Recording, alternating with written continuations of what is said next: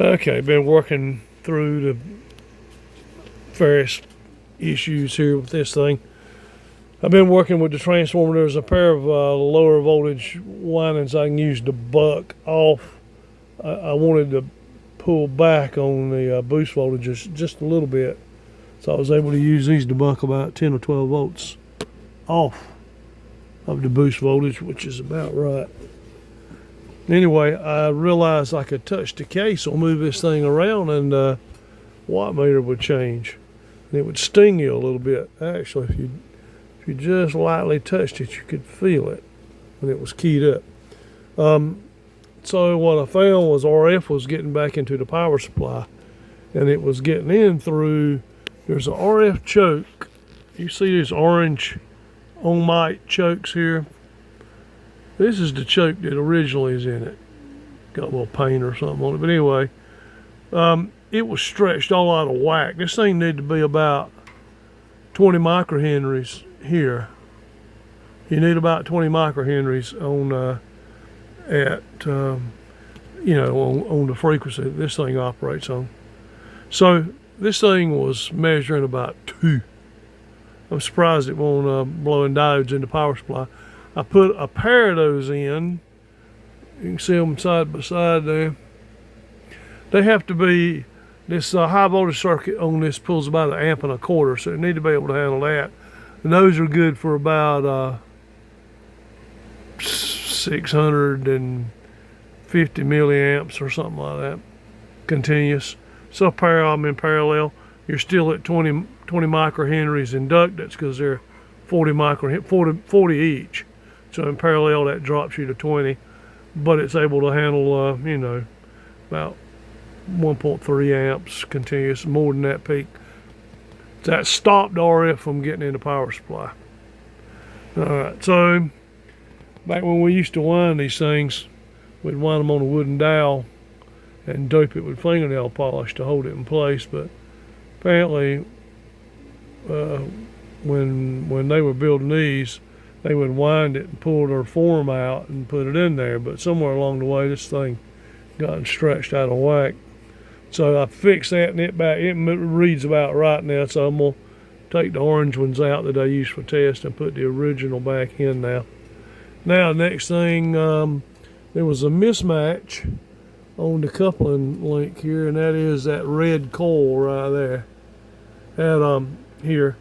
So you have a pretty strong field around the tank, and instead of using a conventional pi net with a high voltage coupling cap or whatever, it uses its coil, and you move it around the channel to change the coupling. And the tank itself is wound so that at resonance, this split stator cap is about 50% meshed. That's about what it is now. So anyway, but it was a mismatch here, and I found, and I've seen it in some other ones, they would put a trimmer cap right across that pair of leads, and it ended up taking about 92 picofarads, but it does need to be adjustable for to compensate for whatever your specific setup is. So this is so close to the front case, you really can't.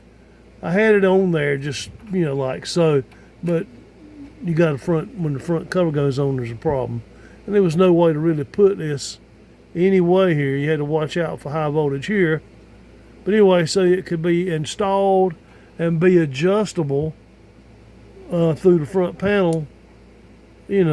So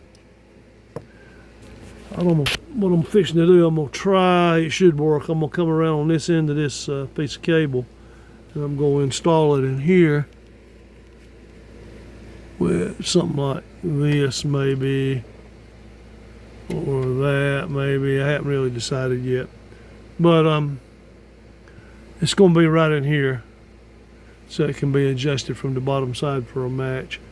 If I put a fixed 92 picofarad high voltage cap in there, it would work here, but it may not be tuned correctly elsewhere. So it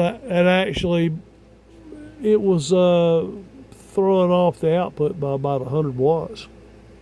Just that mismatch there. So I got to come back now once that's done and adjusted, and use a non-inductive tool to move this to find the exact coupling location, and then put a bead of hot melt across there to hold that in place.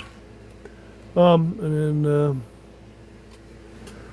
then I can get back onto the power supply to do that. I'm going to end up breaking the, I'm looking to see where it's coming in at.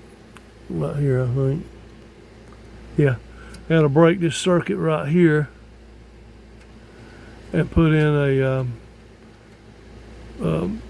about a 15 watt resistor in here. I'll maybe put a terminal strip to anchor it or something, so that with the boost circuit on, that the filament voltage will be corrected to back to 13 volts where it should be. Anyway, that's where we at. It is about 10 o'clock or something like that. I don't know what time it is. I'm about to call it quits for tonight. I've been running all day. I'm ready to take a shower. I was planning to do it earlier today, and I just kept sticking to it. So, it's coming along.